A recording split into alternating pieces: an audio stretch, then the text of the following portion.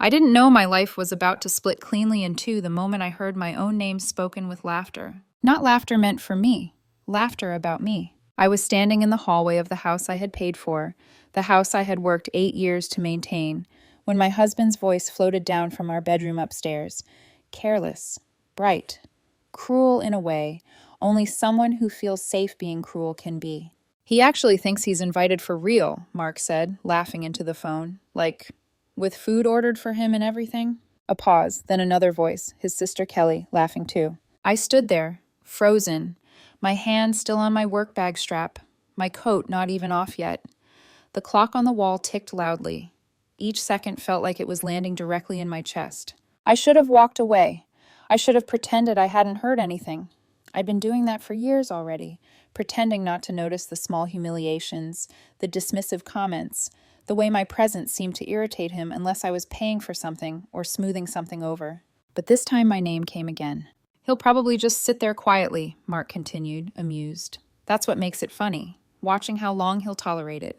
Something inside me shifted. Not shattered, not exploded. Shifted. Because in that moment, standing barefoot on hardwood floors, I'd refinished myself, listening to my own husband plan my public humiliation like it was entertainment. I finally understood something with absolute clarity. This wasn't a rough patch. This wasn't miscommunication. This wasn't me being too sensitive. This was contempt. And once you hear contempt clearly, once it stops disguising itself as jokes or stress or personality differences, you can't unhear it. 3 weeks later, I would sit silently at an upscale restaurant with an empty plate in front of me, while my husband and his friends laughed, drank, and mocked me openly. And while they did, everything Mark thought made him powerful. His image, his money, his security was already collapsing in real time. I didn't scream, I didn't cry, I didn't make a scene. I paid for the dinner. And I walked out of the restaurant knowing my marriage was already over, and that for the first time in years, I was finally free. Before everything collapsed, before silence replaced conversation and contempt replaced affection, I truly believed I had married the man of my dreams. My name is Rachel. I was 34 when my marriage ended, but the story really began years earlier, back in the summer of 2017, at a casual cookout hosted by a mutual friend. Nothing fancy. Plastic chairs, a grill that smoked too much, warm beer, and the kind of lazy laughter that only exists on long summer evenings. That was where I met Mark. He wasn't flashy. He didn't dominate conversations or try to impress anyone. He listened, really listened. When I talked, he looked at me like my words mattered, like I mattered. He asked questions most people skipped over, about my work, my ideas, what I wanted long term, not just where I saw myself in 5 years, but what kind of life I wanted to wake up to every day. At the time, I was working as a systems analyst at a mid-sized tech company called Tech Vision Solutions. It wasn't glamorous, but it was stable. I earned about $80,000 a year, enough to live comfortably and plan responsibly. I liked structure, logic, predictability. Numbers made sense to me in a way people sometimes didn't. Mark was the opposite energy. He worked at a marketing agency called Luminina Creative, fast-paced, image-driven, constantly chasing the next big idea. He was ambitious, social, full of creative energy. When he talked about his work, his eyes lit up. He made everything sound exciting, even stress. We balanced each other, or at least I thought we did. 9 months later, he proposed. Nothing extravagant. Just the two of us, dinner at home, a ring he'd clearly put thought into. I cried. I said yes without hesitation. At that point, I was already picturing the life we were building. Steady, supportive, equal. We married the following August. The wedding was telling in hindsight. Most of the guests were his friends and family, his sister Qley, his circle from work, people who knew his world. My parents flew in from Washington State, where they'd retired, but they were almost the only representation from my side. I remember standing there in my dress, scanning the crowd, feeling a small flicker of unease I couldn't name. I ignored it. Love has a way of doing that, turning discomfort into background noise. The early years were good, or at least, good enough. We bought a house in a quiet neighborhood called Cedar Hills, a practical choice, solid investment. I paid the mortgage, utilities, groceries, most of the core expenses, without complaint. It made sense to me. I earned more, My credit was stronger, and I believed marriage meant partnership, not scorekeeping. Mark loved the house, loved entertaining, loved how it looked online. Gradually, things shifted. It started with comments disguised as jokes. Are you really wearing that to my work event? You know my friends are more polished. You're kind of boring compared to them. You know that, right? I laughed it off, told myself it was teasing. That couples joked like this, that I was being too sensitive. By year 3, the comments weren't private anymore. He criticized my car, a 12-year-old Honda Civic that was fully paid off, in front of his friends, calling it embarrassing. He wanted me to lease something impressive, a BMW, a Mercedes. When I showed him the numbers and explained we couldn't afford it responsibly, he accused me of being cheap, of not caring about appearances. Money became a constant tension point. We had joint accounts. My paycheck went in every 2 weeks. Bills were always paid, but the balances dropped faster than they should have. Thousands gone without clear explanations. Mark always had one ready: work clothes, client dinners, career investments. I trusted him. That trust would cost me years. By the time I realized how deeply wrong things were, I had already been shrinking inside my own marriage, trying to take up less space, asking fewer questions, hoping that love would come back if I just stayed patient long enough. It didn't. Looking back, the collapse didn't begin with one dramatic betrayal. It began with erosion, quiet, steady, almost polite. At first, Mark's criticism came wrapped in the language of help. He would stand behind me while I got ready for an event, hands in his pockets, eyes scanning me the way someone scans a room they plan to judge. That blouse makes you look older, he'd say casually. Maybe wear your hair differently, more modern. You're smart, Rachel, but you don't always present smart. He always said it with a half smile, like we were sharing an inside joke, and I, desperate to believe we were still on the same team, would change. Not because I agreed, but because I didn't want another tiny fracture in a marriage already full of hairline cracks. Then the help turned public. At parties, he'd correct me mid-sentence, interrupt me to clarify what I meant, as if my words needed translation. If I laughed too loudly, he'd lean in and murmur, "Not so much, people are looking." Once, at a work gathering for his agency, I reached for a second appetizer because I hadn't eaten all day. He glanced at my hand and whispered, "Careful, that's not a good look." I froze with my fingers hovering over the plate like I'd been caught doing something shameful. Later that night, alone in our kitchen, I asked him why he did that, why he made me feel small in front of people who weren't even important to my life. He sighed dramatically, like I was exhausting. "I'm just trying to protect you," he said. "You take everything personally." That sentence became his favorite weapon, a tidy way to turn my pain into my flaw. Around year 3, his obsession with image turned into obsession with spending. He wanted a different car, not because ours didn't work, but because it didn't match the story he liked telling the world. My Honda Civic embarrassed him. The fact that it was paid off, something I used to feel proud of, became proof, in his eyes, that I lacked ambition. When I refused to lease a luxury car we didn't need, he didn't argue like a partner. He scoffed like a critic. "You're so basic sometimes," he said one night, scrolling through photos of his friends' weekend trips. "Do you ever want more?" I stared at him across the couch, trying to understand how more had become a synonym for debt. That was also when the money began to disappear. We had joint accounts because at the time it felt like the adult, married thing to do. I deposited my paycheck every 2 weeks. The mortgage came out. Utilities, groceries, internet. Most of it hit my income first because my job was steady and predictable. But the balances started dropping in ways that didn't match our lifestyle. Hundreds here, 1,000 there, sometimes more. When I asked, Mark always had an answer ready, smooth as practiced dialogue. "It's for work. I had to pay up front and they'll reimburse me. It's an investment. If I move up, we move up." And every time I hesitated, he'd tilt his head and look wounded, like my questions were a betrayal. "Do you not trust me?" he'd say, voice soft, eyes suddenly sad.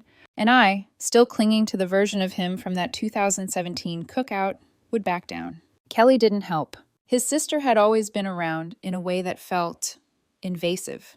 She didn't treat our marriage like a private relationship between two adults. She treated it like a group chat she should have full access to. If Mark and I argued, Qley would know within hours, sometimes minutes. I'd get a text from her that wasn't even subtle. "Maybe if you tried being less controlling, he wouldn't feel so suffocated." Or, "He deserves someone who supports his lifestyle, Rachel." Lifestyle. That word again. like marriage was an aesthetic, not a vow. The deeper the tension got, the less Mark came home emotionally. He was physically there, showering, sleeping, eating when he felt like it. But his attention lived somewhere else, on his phone, in group chats, in late nights out that he called networking. Our bedroom became quiet in a way that felt unnatural. When I tried to reach for him, he'd shift away as if my touch was inconvenient. I'm tired. I'm stressed. Not tonight. Then I'd see his social media. Him alive at clubs at 2 a.m., smiling wide, arms slung around friends, glowing with energy he never saved for me. I started to feel like a ghost in my own house. Like my role wasn't wife anymore. It was provider. It was backdrop. It was convenient funding for the life he wanted to perform. And still, I told myself it would get better. Because admitting it wouldn't mean admitting I'd been living inside a lie, and I wasn't ready to face that yet. The moment that finally destroyed the illusion didn't happen in public. It didn't happen during an argument or a dramatic confrontation. It happened quietly on an ordinary afternoon, 3 weeks before Mark's 34th birthday, inside the house we shared. He told me about the dinner like it was a gift. We were standing in the kitchen. I was rinsing a mug, watching steam curl up toward the cabinets, when he came up behind me and rested his hand lightly on my arm. That alone caught my attention. He hadn't touched me like that, casual, familiar, affectionate, in months. I'm planning a birthday dinner with the girls, he said. Bellamy's, downtown. I knew the restaurant. Everyone did. Leather-bound menus with no prices. Lighting so dim it made even cruelty look elegant. Then he surprised me. I want you to come. I turned, genuinely startled. For real? I asked, hating how hopeful my voice sounded. He smiled. Not the sharp, performative smile he used in public, but something softer, closer to the man I used to know. It would mean a lot to me, he said. I want you there. It won't be the same without you. For a split second, I let myself believe him. I told myself this was a turning point, a reset, proof that maybe he'd noticed the distance between us too. Maybe he wanted to fix it. I said yes immediately. For the first time in months, I felt something like cautious optimism. I started imagining us sitting side by side again, sharing glances, remembering how to be married in front of other people instead of strangers sharing a roof. 2 weeks later, that hope died in our hallway. I came home early that afternoon. One of the few perks of my job was flexible hours, and I'd finished everything ahead of schedule. The house was quiet when I walked in, too quiet. I set my bag down, kicked off my shoes, and was halfway to the stairs when I heard Mark's voice drifting down from upstairs. He was on the phone, laughing. I smiled instinctively, ready to call out to him, when I heard my name. Something about the tone, sharp, amused, careless, made me stop mid-step. She actually thinks she's invited for real, Mark said, laughing harder now. Like properly invited, food ordered, the whole thing. I felt my stomach drop. Another voice came through the speaker. Female, familiar. Qley. No way, she said, laughing. You're kidding. I wish, Mark replied. She's so predictable. I pressed my hand against the wall, suddenly lightheaded. Are you really going to let her sit there with nothing? Qley asked. Mark laughed again, bright, unrestrained.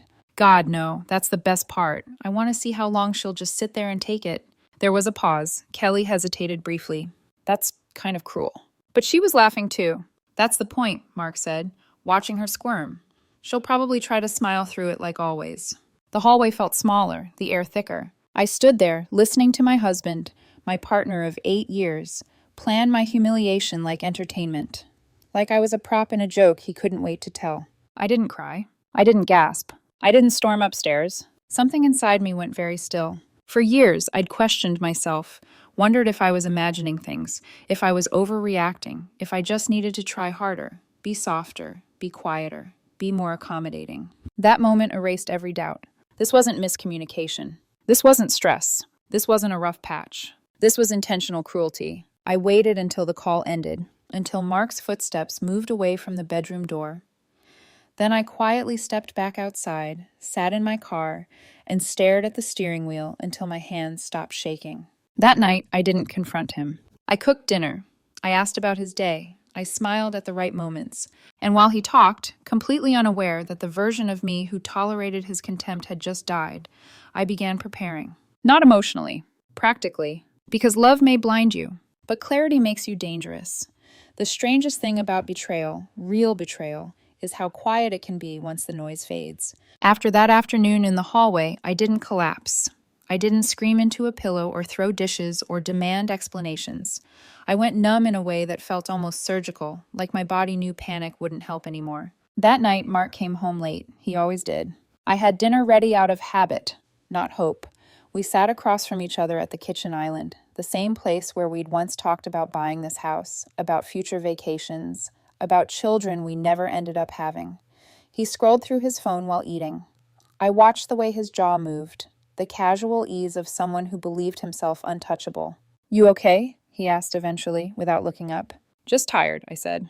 It wasn't a lie, it just wasn't the whole truth. Inside my head, questions looped endlessly. How long had he been laughing at me like this? How many dinners, parties, conversations had I been the punchline for? How many times had I sat quietly, thinking I was being patient, when really, I was being studied for endurance? When I went to bed, he didn't follow. He never did anymore. I lay there staring at the ceiling, listening to the hum of the house I paid for, feeling something I hadn't allowed myself to feel in years. Anger, not explosive rage, something colder, heavier, more focused. The next morning, I woke up early and went to work like nothing had changed. But everything had. At my desk, numbers blurred on the screen.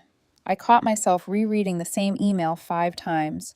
My chest felt tight, like I'd swallowed something too large. During lunch, I sat alone in my car and finally let myself ask the question I'd been avoiding for years. What if this isn't fixable? I'd spent so long assuming the responsibility for our marriage rested on my shoulders, that if I budgeted better, supported him more, adjusted myself enough, things would stabilize. But contempt doesn't dissolve with effort. It grows when tolerated. That evening, I did something small, but important. I opened our joint banking app. I wasn't looking for revenge. I wasn't even sure what I was looking for, just clarity. I went through transactions slowly, methodically, highlighting patterns, dates, amounts, charges that didn't match the explanations I'd been given, work dinners on weekends, client meetings at places I recognized from Instagram posts tagged with his friends.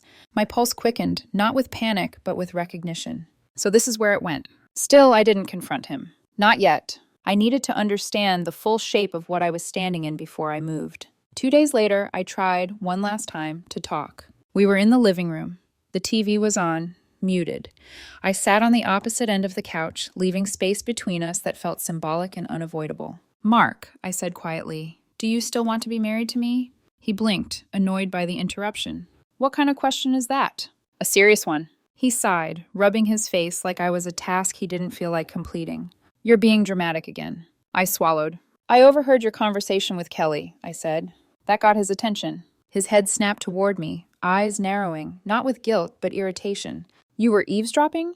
"You were talking about humiliating me," I replied. My voice stayed steady, even as my heart pounded. "Publicly, on purpose." He stared at me for a moment, then laughed. "Oh my God," he said, "you took that seriously?" I waited. He didn't apologize. He leaned back instead, crossing his arms. "It was a joke, Rachel. You always do this. Blow things out of proportion." "A joke where I sit at your birthday dinner with no food while everyone laughs at me? You wouldn't have starved," he scoffed. "Relax." Something in me hardened. "Do you respect me?" I asked. The silence that followed was answer enough. He looked away first. "That's a weird way to frame it," he said eventually. "Why are you always trying to make me the bad guy?" I realized then that there was no version of this conversation where he took responsibility, no combination of words that turned cruelty into accountability. So I stood up. "I'm going to take a walk," I said. "Don't be so sensitive," he muttered, already reaching for his phone. Outside, the air felt sharper, cleaner. I walked for nearly an hour, letting the city sounds ground me, the rhythm of my footsteps, the distant traffic, the simple reminder that the world existed beyond the walls of a marriage that had been shrinking me. When I came back, Mark was gone. Probably out with friends, probably laughing. I sat alone at the kitchen table and finally admitted the truth to myself. I wasn't married to someone who loved me. I was married to someone who tolerated me until I became inconvenient. And once that truth settled, I knew something else just as clearly. This wasn't the end. It was the beginning of my exit. Once the truth settled inside me, it didn't sit quietly. It pressed outward. I stopped trying to fix things. That alone changed the balance of power. Mark noticed first, not consciously but instinctively. He sensed the shift in the way predators sense hesitation disappearing from prey. I no longer reminded him about bills. I no longer asked where he was going or who he was with. I no longer tried to smooth over awkward moments with his family or apologize for tension I didn't create. I became observant, detached, and that unnerved him. "Why are you being weird?" he asked one night as I closed my laptop. "I'm not," I said calmly. "I'm just tired." That answer used to satisfy him. Now it didn't. Qley escalated next. She started texting more frequently, long messages disguised as concern but dripping with accusation. "You've been cold lately. Mark says you're pulling away. Marriage takes effort, Rachel. You can't just check out." I stared at one message in particular for a long time before replying. Funny how effort only seems to flow in one direction. I didn't send it. Instead, I put my phone down and opened a new document on my computer. Timeline. Dates. Events. Purchases. Conversations. Exact words when I could remember them. Not out of spite. Out of necessity. Because something inside me understood what my heart was still catching up to. If I didn't document the truth, someone else would rewrite it for me. And Mark was already trying. The financial irregularities became impossible to ignore once I started tracking them without excuses attached. Thousands gone each month. Charges at boutiques during work hours. Restaurants labeled as client dinners that lined up perfectly with his Instagram stories. Him tagged, smiling, surrounded by friends. One evening, I came home to find his laptop open on the kitchen counter. I didn't snoop. I glanced. An email chain sat there, unread, between Mark and his manager at Luminina Creative. Expense reports, attachments, receipts. Something about the formatting felt wrong. I shouldn't have looked. I did anyway. And once I did, there was no one seeing it. Personal dinners logged as client meetings. Shopping trips categorized as business travel. Spa appointments submitted as team-building events. The fraud wasn't accidental. It was systematic. 3 years' worth. I sat down slowly, my pulse loud in my ears. This wasn't just betrayal of me. This was criminal, and worse. My income, my credit, my stability had been quietly propping it up. I took screenshots. Not because I knew what I'd do with them yet. Because I'd learned what happens when you don't. Meanwhile, Mark's behavior grew sharper. He criticized more openly now, less joking, more contempt. "You've really let yourself go lately," he said one morning. "You're not very fun anymore," another night. "Honestly, I don't know why you're acting like this. You're the one who has it easy." Easy. The word echoed in my head as I paid the mortgage, transferred funds, watched my savings drain. When I didn't react, he escalated socially. He started painting himself as the misunderstood husband. I heard it through mutual acquaintances first. Mark was under so much pressure, I was emotionally unavailable. He felt unsupported. By the time his birthday dinner approached, the narrative was already forming. One where I was cold, controlling, ungrateful. Perfect groundwork. The night before the dinner, Qley called me. "Just so you know," she said, tone sweet but sharp, "tomorrow is about Mark. Try not to make it weird." "I wasn't planning to," I replied evenly. She paused. "Good, because he's already stressed enough." I hung up without responding. That night I didn't sleep. Not because I was anxious, but because I was preparing. I made calls during lunch breaks, sat in my car, engine off, speaking quietly to professionals who dealt in clean separations and legal clarity. I opened a new bank account in my own name, then another. I secured documents, tax returns, statements, records I'd once trusted would never be needed. I met with an attorney named Robert Park. He didn't flinch when I laid everything out. "Do not confront him again," he said calmly. "People like this don't confess. They retaliate." He was right. So I stayed silent. I smiled when required. I showed up, and I waited. By the time Mark's birthday dinner arrived, the pressure had built to a breaking point. He thought I was cornered, that I'd finally accepted my role. He had no idea that while he was planning my humiliation, I had already dismantled the foundation beneath him, piece by piece, quietly, legally. The storm wasn't coming. It was already in motion, and he was about to sit right in the middle of it, laughing, convinced he was untouchable. The night of the dinner arrived wrapped in calm that felt unnatural. I stood in our bedroom getting ready, looking at my reflection longer than necessary. Not to check how I looked, but to anchor myself. My face looked the same, composed, controlled, but my eyes had changed. They were clearer, quieter, like something inside me had finally stopped asking for permission. Mark didn't notice. He was already dressed, adjusting his jacket in the mirror, humming to himself. He looked excited in a way I hadn't seen in years. Not about us, but about being seen. "You ready?" he asked, distracted. "Yes," I said. That was all. The drive downtown was silent.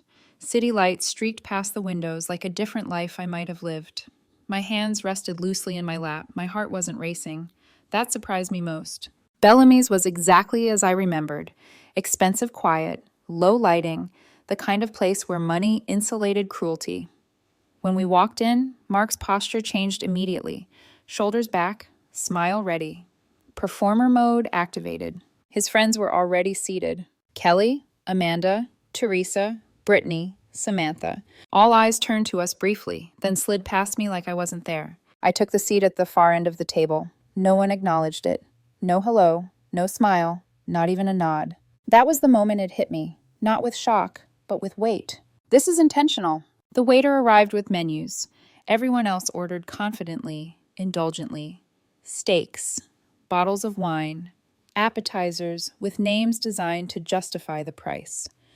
Laughter bounced around the table, sharp and practiced. When the waiter reached me, Mark didn't even look up. "She's fine," he said casually. "Just water." The waiter hesitated, just a fraction of a second, then nodded and moved on. Something inside my chest compressed. Not because I was hungry, because I finally understood how small he thought I was. For 2 hours, I sat there with an empty plate while they ate. They talked about me like I wasn't present. Qley joked that I should have brought snacks. Amanda wondered how Mark tolerated me. Teresa analyzed me like a case study, cold, clinical, amused. Brittany posted photos while commenting loudly about people who don't belong in fine dining spaces. Samantha gave a speech about cutting dead weight, her eyes landing on me with deliberate precision. I smiled politely, nodded occasionally, sipped water when it was finally refilled, once. Inside, something broke, but not loudly. It was the quiet break of realization. This is my lowest point. Not because they were cruel, but because I had once believed I deserved this. I looked at Mark. He didn't look back. He was laughing, relaxed, thriving, and in that moment, sitting there invisible, surrounded by people who enjoyed my discomfort, I let go of the last thing tying me to him. Hope. Hope that he'd change. Hope that he'd see me. Hope that this marriage could be salvaged. The loss of hope hurt more than the humiliation, but it was also clarifying. When the waiter returned to clear plates, Mark finally glanced at me. "You okay?" he asked quietly, irritation creeping in. "I'm fine," I said. And I was, because the humiliation had already done its worst, and I was still standing. I checked my watch. 8:47 p.m. Right on schedule. That was when I knew, deep in my bones, that whatever happened next would no longer be about surviving his contempt. It would be about ending it. Completely. Calmly. On my terms. At exactly 8:47 p.m., something inside me settled. Not anger, not triumph. Resolution. The waiter approached again, asking if anyone would like dessert menus. The table buzzed with excitement. Sugary anticipation layered over wine and arrogance. I lifted my hand slightly. "Could we get the check, please?" I said. The table froze. Mark turned toward me sharply, his smile collapsing into a glare. "What are you doing?" "I'd like the full itemized bill," I continued, voice calm. "For the entire table." Qley frowned. Amanda looked annoyed. Teresa narrowed her eyes, already calculating angles. "This is inappropriate," Mark hissed. "Sit down." I didn't move. The waiter hesitated, then nodded and walked away. "You're embarrassing yourself," Mark said through clenched teeth. "And me." "No," I replied quietly. "I'm not." The check arrived in a leather folder and was placed in front of me. I opened it slowly. $7,047.30. The number didn't shock me. It confirmed what I already knew. I reached into my bag and took out my card. Black, matte, kept separate for emergencies only, and placed it on top of the bill. "I'm going to pay this," I said, standing. "All of it, including a generous tip." Mark stood too. "Rachel, stop. This isn't funny." "I know," I said, finally looking directly at him. "That's the point." The table went silent. "I want everyone here to understand something," I continued, my voice steady. "This is the last time I will ever pay for anything that benefits Mark." Qley scoffed. "What is wrong with you?" Instead of answering, I pulled out my phone. "I have something I'd like to play." Mark's face drained of color. I pressed play. His voice filled the space, clear, unmistakable. "She actually thinks she's invited for real." Qley's laugh followed. The restaurant grew eerily quiet. Nearby tables turned. Forks paused midair. As the recording continued, every cruel word, every laugh at my expense. I watched their faces change. Mark went pale. Qley looked stunned. Amanda's mouth fell open. Teresa stared at the table. Brittany stopped filming. Samantha looked away. When the recording ended, silence swallowed the room. "So yes," I said softly, slipping my phone back into my bag. "I'll pay for this dinner. Consider it compensation for the performance you staged at my expense." Mark reached for my arm. "Rachel, wait." I stepped back. "This is over," I said, completely. I turned to the waiter. "Please run the card and add an extra 1,000 to the tip."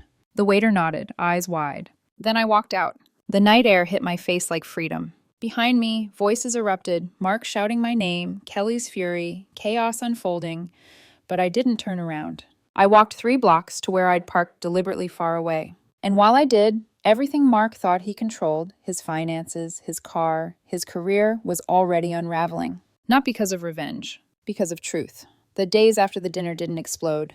They collapsed. Quietly at first, like a building whose foundation has already been eaten away, finally giving in under its own weight. I checked into a hotel that night and turned my phone off, not out of fear, but discipline. My attorney had warned me, silence protects you when the other side is desperate. Mark did not handle desperation well. The divorce papers were filed the very next morning at 9:00 a.m. sharp. He was served at Qley's apartment, where he'd gone after the restaurant disaster. According to the process server, Mark started yelling the moment he saw the envelope. Qley tried to intervene.